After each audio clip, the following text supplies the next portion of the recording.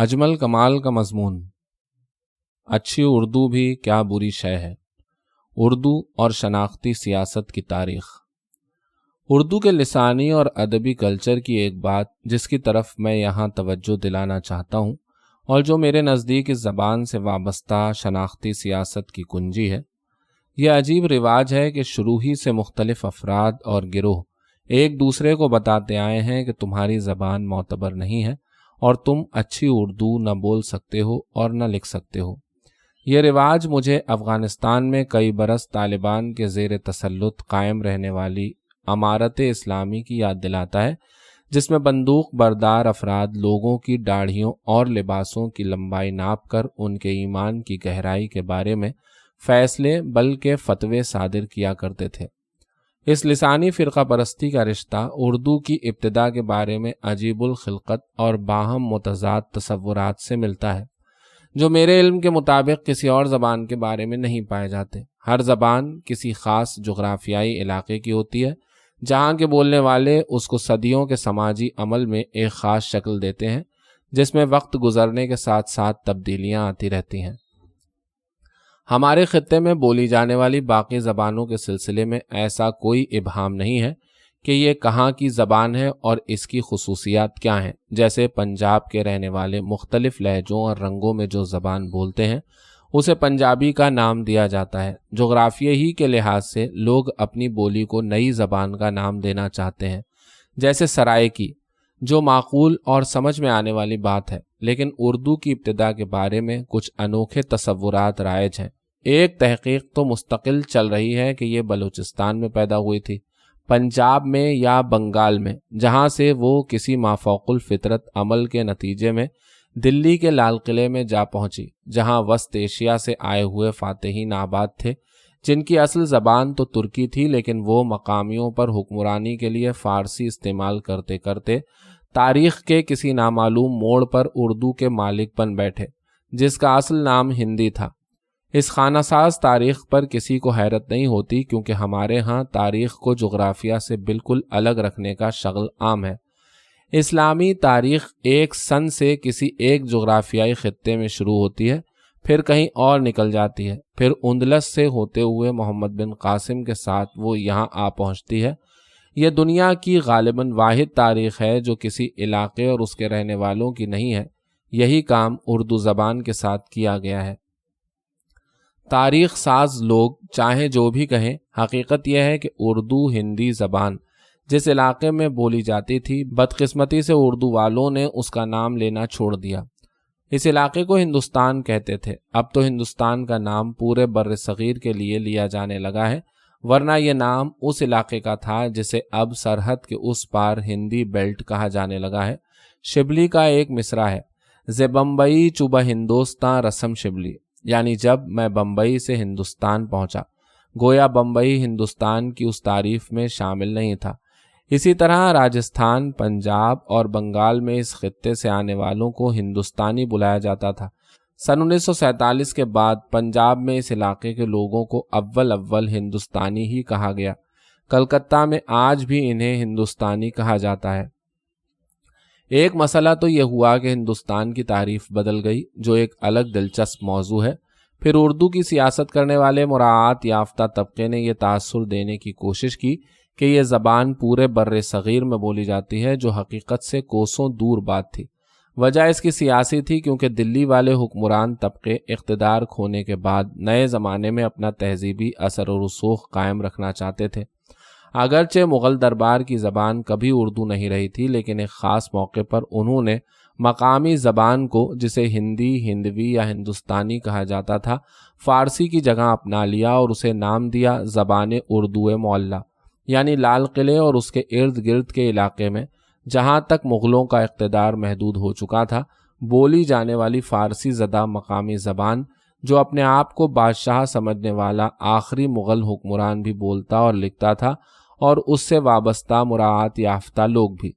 اخلاق احمد دہلوی نے اپنی کتاب یادوں کا سفر میں اسی تیموری گھرانے کی ایک خاتون کا ذکر کیا ہے، جن کو سن 1857 کے غدر کے دنوں میں لال قلعے سے بھاگنے پر ان کے دادا نے پناہ دی تھی۔ ان خاتون کو لال قلعے کی نشانی سمجھا جاتا تھا۔ اخلاق احمد دہلوی کے مطابق ان کے بچپن میں وہ ایک بزرگ ہستی کے طور پر ان کے گھر میں رہتی تھیں، جہاں کوچا چیلاں کے باسی مولانا محمد علی جوہر اور حکیم اجمل خان وغیرہ ان کی باتیں سننے آیا کرتے تھے۔ ایک پردہ ڈال دیا جاتا تھا جس کے پیچھے سے وہ اپنی باتیں کیا کرتی تھیں۔ ایک دن گفتگو میں انہوں نے طوطی کا لفظ استعمال کیا تو حاضرین میں سے کسی نے کہا کہ آپ نے اسے مؤنث بولا ہے جبکہ داغ نے اسے مذکر باندھا ہے۔ دلی کے شرفاء داغ کو استاد مانتے تھے کیونکہ وہ اپنی زباندانی کا بڑے بلند بانگ طریقے سے اعلان کر چکے تھے۔ نہیں کھیل اے داغ یاروں سے کہہ دو کہ آتی ہے اردو زباں آتے آتے، اردو ہے جس کا نام ہم ہی جانتے ہیں داغ، سارے جہاں میں دھوم ہماری زباں کی ہے۔ دوسرے شعر کا دوسرا مصرع اصل میں یوں تھا، ہندوستان میں دھوم ہماری زباں کی ہے، یعنی ہندوستان بھر میں میری زباندانی کا چرچا ہے۔ بعد میں اس مصرعے میں ہندوستان کی جگہ سارے جہاں ٹھوک کر اس کو اردو کی دنیا بھر کی باقی زبانوں پر برتری کے سلسلے میں بھی استعمال کیا جانے لگا۔ وہ بزرگ خاتون اس پر تحکمانہ نخوت سے بولیں کہ داغ تو لونڈی بچا تھا، اس کا کیا تعلق اردو سے؟ اردو تو ہم بتائیں گے کہ کیسے بولی جانی چاہیے۔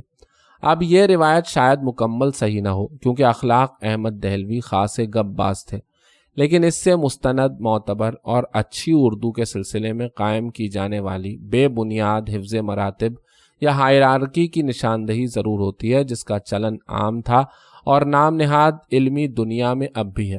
آگے چل کر وہ بتاتے ہیں کہ انہیں کھاری باولی جا کر اپنے ہمعمر شاہد احمد دہلوی کے ساتھ کھیلنے کی اجازت نہ تھی کہ ڈپٹی نذیر احمد کے پوتے کہیں ان کی زبان خراب نہ کر دیں، کیونکہ ڈپٹی صاحب اگرچہ دلی کے ایک معزز علمی گھرانے میں شادی کر کے شہر کے شرفاء میں شمار ہونے لگے تھے، لیکن تھے تو بجنور کے رہنے والے۔ بہرحال یہ ایک کم و بیش تسلیم شدہ چیز تھی کہ کسی محاورے، روزمرہ یا کسی لفظ کی تذکیر و تانیث کے سلسلے میں اردو میں انہی معمولی باتوں پر ہونے والی سرپھٹول کو علمی بحث سمجھا جاتا ہے۔ لال قلعے سے تصدیق ہوگی تو اسے مستند مانا جائے گا۔ دنیا کے کسی اور زبان میں ایسا نہیں ہوتا۔ زبان کو اسے بولنے والے عام لوگ بناتے ہیں اور وقت کے ساتھ ساتھ اسے بدلتے بھی وہی ہیں۔ دنیا کی ہر زبان میں یہی اصول تسلیم کیا جاتا ہے، تو پھر اردو کے سلسلے میں کیوں نہیں؟ مولانا الطاف حسین حالی کا کہنا تھا کہ اردو اس کی مستند ہے جو دہلی اور اس کے آس پاس کا رہنے والا ہو اور مسلمان ہو۔ اب زبان کا تعلق تو کسی مذہب سے نہیں ہو سکتا۔ پنجاب میں رہنے والے سکھ، مسلمان، ہندو اور عیسائی سب پنجابی بولتے ہیں۔ یہی معاملہ بنگلہ، سندھی اور دوسری زبانوں کا ہے۔ جو مغلوں کا اقتدار کمزور پڑتا گیا، مختلف صوبے علیحدہ ریاستیں بننے لگے، جیسے اودھ۔ زبان کے معاملے میں بھی اودھ کا صدر مقام لکھنؤ ایک الگ مرکز بن گیا۔ لکھنؤ والوں کی کوشش تھی کہ مستند زبان والے تصور پر جو اصلاً بے بنیاد تھا، اس دربار اور اس سے وابستہ امراء اور علماء کی اجارہ داری ہو جائے۔ ایک لمبے عرصے تک لکھنؤ اور دلی کے مابین یہ کشمکش رہی کہ کس کا روزمرہ، محاورہ اور لہجہ مستند ہے۔ یہ سلسلہ بہت بعد تک چلتا رہا۔ مثلاً پاکستان میں سن 1960 کے برسوں میں شاہد احمد دہلوی اور جوش ملی آبادی اس بات پر دست و گریباں تھے کہ کون سی زبان معتبر ہے۔ جوش کے نزدیک دلی کی، یعنی شاہد احمد کے دادا سود خور ملا ڈپٹی نذیر احمد کی زبان مستند نہیں تھی، جبکہ شاہد احمد کہتے تھے کہ لکھنؤ والوں کی زبان تو پورب کے لونڈے لپاڑوں کی بولی ٹھولی ہے۔ جی وہی شاہد احمد جن کے ساتھ کھیلنے کو اخلاق احمد کی والدہ منع کرتی تھی۔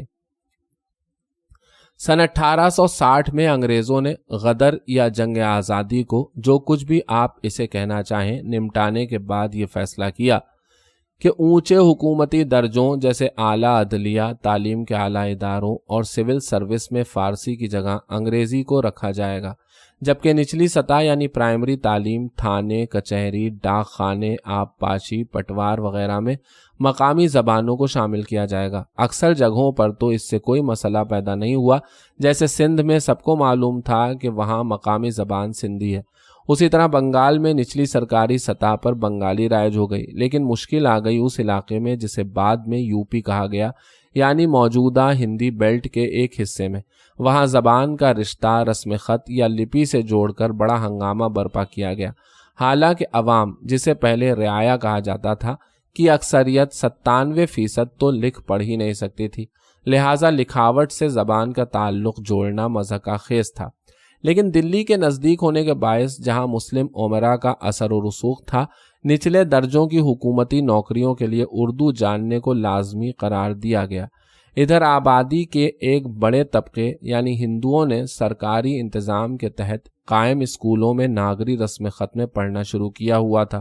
ان کا انگریز حکمرانوں سے کہنا تھا کہ آپ تعلیم تو لازمی کر رہے ہو لیکن ملازمتوں کے دروازے ہم پر بند کر رہے ہو۔ اس کے نتیجے میں ایک پوری تحریک چلی جس کا مطالبہ تھا کہ ناگری لپی کو بھی ملازمت کی اہلیت کی شرائط میں شامل کیا جائے۔ سن 1900 میں یوپی، اس وقت north west provinces and Awadh کے گورنر میک ڈونلڈ نے ایک حکم جاری کیا جس کے تحت ناگری رسم خط جاننے والوں کو بھی ملازمتوں کے لیے قابل قبول مانا گیا۔ اس حکم میں کہیں بھی اردو کو معزول نہیں کیا گیا تھا، لیکن ملازمتوں پر اجارہ داری کے خاتمے کے امکان نے اس تنازع کو سیاسی شکل دے دی، لہٰذا اردو کی بقا کو ملازمتوں اور سرکاری سرپرستی سے جوڑ دیا گیا۔ اسی کو اردو کا فروغ، ترویج، ترقی وغیرہ کہا جانے لگا۔ اردو کی خدمت کا عجیب فقرہ ایجاد کیا گیا۔ مطلب یہ تھا کہ اس وقت جو لوگ اردو میں ماہر تھے انہیں ملازمتیں زیادہ ملیں۔ اس لڑائی میں ہندی اور اردو والوں نے اپنی اپنی زبان کے بارے میں مبالغہ آمیز دعوے کیے۔ جیسے ہندی والے کہتے تھے کہ ہندی پورے ہندوستان یعنی بر صغیر میں بولی جاتی ہے، یہ کہتے تھے اردو پورے ہندوستان یعنی بر صغیر میں بولی جاتی ہے۔ دونوں ہی دعوے مثلاً بنگلہ، تمل، سندھی، گجراتی یا کوئی اور زبان بولنے والوں کی نظر میں محض فراڈ تھے۔ اسی زمانے میں پنجابی مسلمانوں نے اردو کو اپنا لیا۔ اس کی وجہ بھی شناختی سیاست تھی، کیونکہ پنجاب میں سن 1843 تک سکھوں کی حکومت رہی تھی، جس دوران مسلمان سکھا شاہی سے سخت نالاں رہے تھے۔ رنجیت سنگھ کے تخت لاہور کے انگریزوں کے ہاتھوں خاتمے سے پہلے مغلوں نے سکھوں کو دبا کر رکھا ہوا تھا، لہٰذا نئے حالات میں پنجابی مسلمانوں نے پنجابی کو سکھوں سے منسوب کر کے نئے استعمالات کے لیے رد کر دیا اور تعلیم اور ملازمتوں کے لیے اردو کو ترجیح دی۔ یہ بھی یاد رکھنا چاہیے کہ ہریانہ اور ہماچل کے علاقوں کے ساتھ ساتھ موجودہ خیبر پختونخوا بھی اس وقت پنجابی کا حصہ تھا اور 20ویں صدی کے ابتدائی برسوں تک رہا، اور پشتو اور دوسری مقامی زبانیں بولنے والوں کے پنجابی زبان کو اختیار کرنے کی کوئی معقول وجہ نہیں ہو سکتی تھی۔ سن 1860 کے بعد اردو پنجاب کے پرائمری اور ہائی اسکولوں میں پڑھائی جانے لگی تھی۔ اسی دور میں پرنٹنگ پریس بھی عام ہو چکا تھا۔ اردو صحافت کا مرکز بھی پنجاب بن رہا تھا۔ جب کوئی آبادی کسی زبان کو اپنا لیتی ہے تو اس پر اختیار کا حق بھی رکھتی ہے۔ پنجابی مسلمانوں نے خود ہی طے کرنا تھا کہ وہ زبان کیسے بولیں گے۔ لکھنؤ اور دلی والوں سے پوچھ کر تو نہیں بولنا اور لکھنا تھا۔ بعد میں اردو کے بیشتر بڑے صحافی، ادیب اور شاعر اس وسیع تر پنجابی سے آئے اور اردو پر ان کا اختیار جائز طور پر قائم ہو گیا۔ یہ ایک تاریخی حقیقت ہے جس کا کچھ نہیں کیا جا سکتا۔ گویا شناختی سیاست کا پہلا مرحلہ تو وہ تھا جب اردو والوں یعنی ہندوستانیوں نے ہندی سے اپنے آپ کو علیحدہ کیا۔ اب دوسرے مرحلے میں ان کو فکر تھی کہ اردو کی اجارہ داری ان سے چھن نہ جائے۔ شمالی ہندوستان سے جو لوگ پنجاب آ کر آباد ہوئے اور 1947 کے بعد تو ظاہر ہے کہ بڑی تعداد میں آئے، انہیں ہندوستوڑے پکارا جاتا تھا۔ منٹو کی کہانی ٹوبر ٹیک سنگھ میں بھی یہ لفظ ملتا ہے۔ جواب میں وہ پنجابڑوں یا پنجابی ڈھگوں کے لہجے اور رہن سہن کا مذاق اڑایا کرتے تھے۔ یہ سب لسانی سیاست کا حصہ تھا۔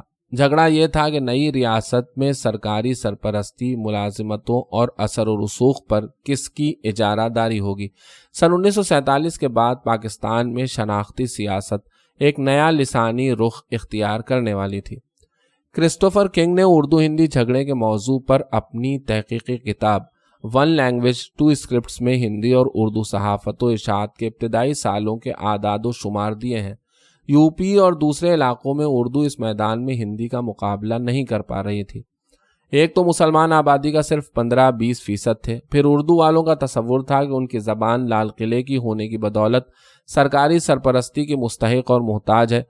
اس زمانے کی اردو کتابوں میں قیمتیں درجوں کے حساب سے رکھی جاتی تھیں۔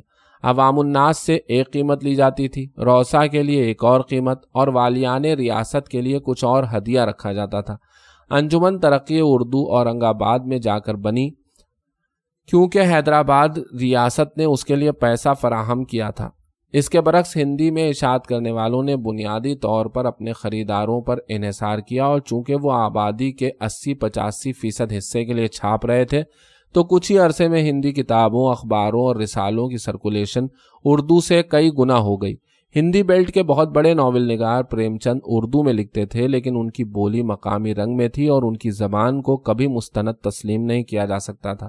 پھر اردو کے مسلمان ادیبوں کے برعکس وہ صرف مسلمانوں کے لیے نہیں لکھتے تھے۔ ان کی کئی کتابیں ہندی میں پہلے شائع ہوئیں۔ اپنے ایک خط میں وہ لکھتے ہیں کہ ہندی میں نہ چھپواؤں تو پھر کھاؤں کہاں سے۔ یوپی سے کچھ ناشروں اور مدیروں نے بھی، جن میں ہندو بھی شامل تھے، پنجاب میں آ کر پرنٹنگ پریس لگائے اور رسالے جاری کیے، کیونکہ یہاں اردو اشاعت کامیاب اور منافع بخش کام تھا۔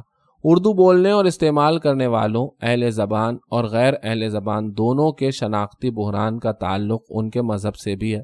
سامنے کی بات ہے کہ بر صغیر کے 99% مسلمان اپنا پرانا مذہب چھوڑ کر اسلام میں آئے ہیں۔ ظاہر ہے کہ وہ اسی دھرتی سے تعلق رکھتے ہیں۔ پنجاب میں تو یہ بالکل واضح ہے، جہاں اکثر لوگوں کے خاندانی نام بھی ہندوؤں اور سکھوں جیسے ہیں، لیکن ایک افسانوی بات بنائی اور پھیلائی گئی جو آج تک رائج ہے۔ لوگ اپنی بات شروع ہی یہاں سے کرتے ہیں کہ جب مسلمان ہندوستان میں آئے۔ ارے بھائی، مسلمان ہندوستان میں نہیں آئے، بلکہ یہاں کی آبادی کے 15-20% حصے نے اپنا مذہب تبدیل کر لیا۔ اسے ماننے میں کیا حرج ہے؟ اس تبدیلی سے مذہب تو وہی ہو گیا جو دنیا کے دوسرے علاقوں میں بسنے والے مسلمانوں کا ہے، لیکن رہنے والے تو آپ وہیں کے رہے نا۔ یہاں کچھ ایسا تاثر دیا جاتا ہے جیسے ہم کہیں اور سے آئے تھے شاید، اور اپنا رہن سہن بھی وہیں کہیں سے لائے تھے۔ مسلمان حکمرانوں اور زمینداروں کے لیے یہ شناخت کا ایک اہم جزو بن گیا کہ وہ اپنا ناطہ وسطی ایشیا، افغانستان یا عربی علاقوں سے جوڑیں۔ ہمارے کلچر میں بیرونی مال اور زبان کی کشش تو شروع ہی سے رہی ہے۔ سیاست اور تاریخ کے عمل میں فارسی زبان کے جو لفظ اردو میں شامل ہوئے، انہیں ایک خاص مقام حاصل ہے۔ جیسے یہ شاید اونچی ذات کے الفاظ ہوں اور جو مقامی الفاظ ہیں وہ شاید نیچی ذات کے ہیں۔ نت نئے اصول وضع کیے گئے، مثلا فارسی اور ہندی الفاظ کے مابین اضافت نہیں لگا سکتے۔ اب فارسی میں تو اضافت لگانے کا ایک ہی طریقہ ہے۔ فارسی بولنے والے ہمارا یہ اصول نہیں سمجھ سکیں گے، لیکن یہاں ہم نے ذات پات کی ایک دیوار کھڑی کر دی۔ ایک پوری سیاسی تحریک چلائی جاتی رہی ہے جس کے تحت جس زبان میں فارسی کے لفظ اور ترکیبیں زیادہ تھیں وہ اتنی ہی مستند ٹھہری۔ مزید یہ کہ مقامی الفاظ کو ترک کر دینا چاہیے اور ان کی جگہ فارسی الفاظ استعمال کرنے چاہیے، جیسے کہ آنا نہیں کہنا چاہیے، تشریف لانا یا حاضر ہونا کہنا چاہیے وغیرہ۔ غالباً اسی بنا پر دعویٰ کیا جاتا ہے کہ اردو کسی زبان کا نہیں بلکہ ایک خاص تہذیب کا نام ہے۔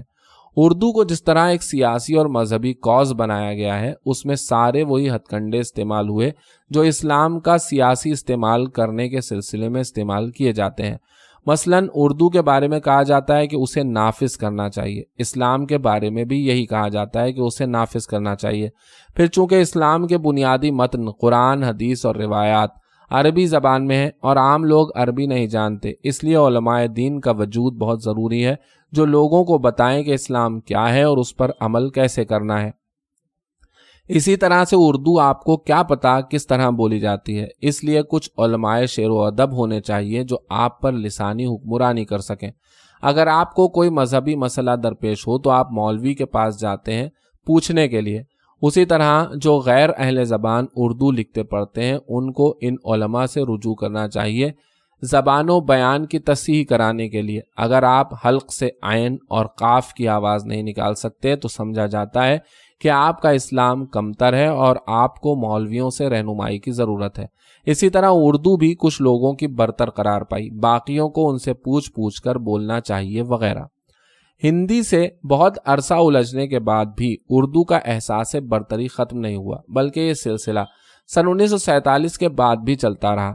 اب ان کے ساتھ پنجابی بھی شامل ہو گئے، کیونکہ تقسیم کے بعد کے اولین برسوں میں فوج میں پنجابی غالب تھے، اب بھی ہیں، اور افسر شاہی میں اردو بولنے والوں کا راج تھا جو اب نہیں ہے۔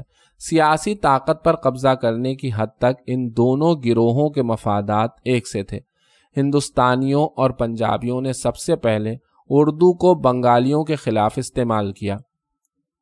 یہ طے کر دیا گیا کہ پاکستان کی سرکاری زبان اردو ہوگی۔ پنجابیوں کا اپنا تجربہ یہ تھا کہ جب وہ اپنی زبان کو غیر مسلموں کی زبان سمجھ کر دفتری زندگی سے خارج کر سکتے ہیں تو دوسروں کو بھی ایسا کر لینا چاہیے، لیکن وہ یہ بھول گئے یا سمجھ نہ سکے کہ بنگالیوں کا رشتہ اپنی زبان سے بالکل اور طرح کا یعنی فطری انداز کا تھا۔ یہی حال سندھیوں کا بھی تھا۔ ان دونوں قوموں کا کہنا یہ تھا کہ اردو کو رابطے کی زبان ماننے کا مطلب یہ کہاں سے ہو گیا کہ ہم اپنی زبان چھوڑ دیں۔ مشرقی بنگال والوں کا کہنا یہ تھا کہ ہم نے مثلاً بلوچستان جا کر کاروبار تو کرنا نہیں، ہمارا روز کا لین دین تو بنگالی میں ہی ہوتا ہے، لیکن یہاں سے جو افسر اور فوجی لوگ وہاں جاتے تھے حکومت کرنے کے واسطے، ان کے لیے تو بنگالی سیکھنا ہتک کی بات تھی۔ ایک تو ویسے ہی بنگالی بائیں سے دائیں لکھی جاتی ہے جو غیر مسلم زبان کی نشانی ہے، پھر اس میں سنسکرت کے بہت سے الفاظ شامل ہیں تو وہ کیسے مسلمانوں کی زبان ہو سکتی ہے؟ بنگالیوں کے بارے میں یہ طے شدہ تھا کہ ان کا اسلام بھی ہم سے کمتر ہے اور ان کی زبان بھی۔ سن 1971 میں بنگالیوں کا قصہ تو نمٹ گیا۔ اس کے بعد سے کراچی اور پنجاب میں اردو صحافت اور میڈیا کے دباؤ سے اردو اب پورے پاکستان کی زبان ہے۔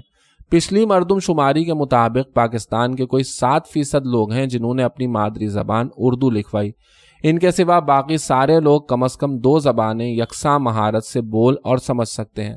یہ خاصیت شمالی ہند کے لوگوں میں قدرتی ہے، حتیٰ کہ انگریزوں نے جب مردم شماری میں لازمی قرار دیا کہ لوگ ایک مادری زبان کا اعلان کریں تو وہ سوچ میں پڑ جاتے تھے کہ کس زبان کا انتخاب کریں، کیونکہ وہ پنجابی بھی بولتے تھے، ہندوستانی بھی اور مقامی بولی بھی۔ مشرقی یوپی کے لوگ اپنے گھر میں پوربی اور بھوجپوری بولتے تھے جس کو اردو ہی نہیں مانا جاتا، لیکن انہوں نے بھی مردم شماری میں اپنی مادری زبان اردو ہی لکھوائی، مگر اردو پر تو قبضہ تھا لال قلعے کا اور لکھنؤ کا، تو وہ جو خالص اسلام کی طرح دھلی ہوئی خالص زبان تھی اس کو انہوں نے اپنی مادری زبان کہہ دیا۔ اب مادری زبان ان کی وہ ہو گئی جس میں وہ اپنی ماں سے بات چیت نہیں کر سکتے کیونکہ وہ اس کی سمجھ میں ہی نہیں آئے گی۔ یہ سب شناختی سیاست کے کرشمے تھے۔ اعجاز احمد نے اپنے ایک لیکچر میں بہت پتے کی بات لکھی ہے کہ انگریزوں نے اپنے یوروپین تجربے سے خود ہی یہ اخذ کر لیا تھا کہ کسی علاقے میں رہنے والوں کی ایک ہی زبان ہوتی ہے، لیکن بر صغیر میں یہ بات بالکل ہی غیر حقیقی تھی۔ یہاں تو لوگ اپنی زبان کا نام تک نہیں رکھتے، اسے بھاشا کہہ دیتے ہیں۔ انڈونیشیا اور ملیشیا والے اپنی زبانوں کو بہاسا انڈونیشیا اور بہاسا ملیشیا کہتے ہیں۔ میاں محمد بخش سیف الملوک میں اپنی زبان کو ہندی کہتے ہیں۔ اسی طرح کئی مراٹھی اپنی زبان کو ہندی کا نام دیتے ہیں، لیکن انگریزوں نے لسانی سروے کے دوران یہاں لازم کر دیا کہ ایک ہی مادری زبان منتخب کرنی ہے، تو لوگ اس وقت کے سیاسی حالات کے حساب سے انتخاب کیا کرتے تھے۔ اردو کی برتری کی ساری تحریک سیاسی تھی، بشمول اس بات کے کہ اگر آپ خالص اردو نہیں بول سکتے تو آپ اچھے مسلمان نہیں ہو سکتے۔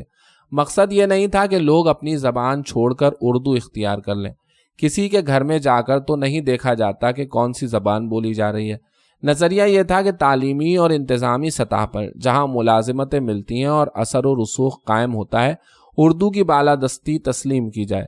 1970 کے بعد سے جب پہلی دفعہ بالغ رائے دہندگی کی بنیاد پر ووٹ ڈالے گئے تھے، خواص اور عوام کے درمیان فرق اصولی طور پر ختم ہو رہا ہے۔ کسی بھی قسم کی جمہوریت میں تعداد کی اہمیت مسلمہ ہے۔ ابتدا میں تو علماء زبان و تہذیب اس بات پر معترض تھے کہ عالم اور جاہل دونوں کا ایک ووٹ کیسے ہو سکتا ہے، لیکن اب کوئی شخص اگر ان پڑھ ہے تو اس کا کہنا ہے کہ تعلیم کی کمی کو میری معذوری کیسے سمجھا جا سکتا ہے۔ مجھے تو ووٹ ڈالنے کا شوق ہی اس لیے ہے کہ سماجی ناہمواری کو دور کرنے میں کردار ادا کر سکوں۔ اگر اس طرح کی شرطیں لگا دی جائیں کہ اسمبلی میں صرف گریجویٹ جا سکتے ہیں تو پھر بھائی گریجویٹوں کو تو پہلے ہی غیر تعلیم یافتہ لوگوں سے زیادہ حقوق حاصل ہیں، پھر پارلیمنٹ کا فائدہ کیا ہے؟ نمبروں کا دباؤ ہی اردو والوں کو یہ کہنے پر مجبور کرتا ہے کہ اردو بولنے والوں کی تعداد کے لحاظ سے دنیا کی تیسری یا شاید دوسری یا چوتھی بڑی زبان ہے، لیکن اس تعداد میں ہندی بولنے والے بھی بلا تکلف شامل کر لیے جاتے ہیں، جبکہ ویسے لکھاوٹ کے فرق کی بنیاد پر ان کی زبان کو اردو نہیں مانا جاتا، کہ اردو تو وہ ہے جو عربی فارسی والے رسم خط میں لکھی جاتی ہے۔ کبھی کہا جاتا ہے کہ اردو سبھی اقوام بشمول پنجابی، سندھی، پشتون اور بلوچ سمجھتے بولتے ہیں، اس لیے یہ سب کی قومی زبان ہے، لیکن یہ بھی کہا جاتا ہے کہ ان اقوام کی اردو خالص نہیں ہے۔ تو خالص اردو کی تعریف کرنا پھر مشکل ہو جاتا ہے۔ جب تک ہم کنویں کے مینڈک بنے رہیں تب تک تو اردو برتری کی سیاسی بنیاد کسی حد تک محفوظ رہتی ہے، لیکن جیسے ہی باہر سر نکالتے ہیں اس کا علمی بنیاد پر دفاع کرنا ناممکن ہو جاتا ہے۔ نوٹ: اس مضمون کا عنوان کراچی کے شاعر اور صحافی پیرزادہ سلمان کے تحریف کردہ مصرعے پر مشتمل ہے۔ اسے استعمال کرنے کی اجازت دینے پر میں ان کا ممنون ہوں، اگرچہ مضمون میں کہی گئی باتوں کی ذمہ داری کسی بھی طرح ان پر عائد نہیں ہوتی۔